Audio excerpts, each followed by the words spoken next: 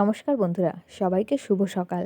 তো গত রবিবার ছিল আমাদের বাড়িতে একটা গেট টুগেদার। তো এই যে সকাল সকাল উঠে বসে পড়েছি, পান্তা ভাত, ডালের বড়া, তার সাথে একটা শুকনো লঙ্কা ভাজা। এই যে কী স্বাদের জিনিস বলে বোঝানো যাবে না। আর এইদিকে মা রান্নার তোড়জোড় শুরু করেছে।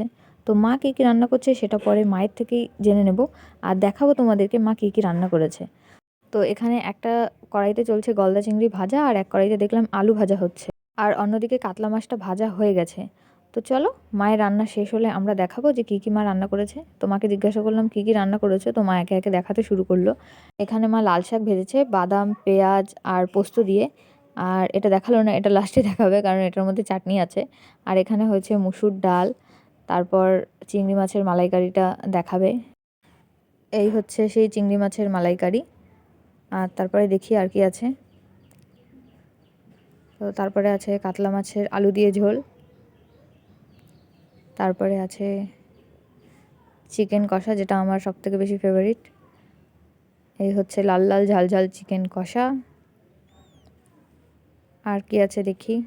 এখানে শুধু আর চাটনিটাই বাকি আছে, আর দই, মিষ্টি, বেগুনি, পাঁপড় এগুলো সব পরে হবে। তো এই যে হচ্ছে সেই চাটনি। আর লাস্টে আমরা একটা ফটো তুলে নিয়েছি। এই যে হচ্ছে আমাদের সেই ফটো। আর thank you for watching. Please আমার ইউটিউব চ্যানেলটিকে সাবস্ক্রাইব করে দেবেন। Thank you so much.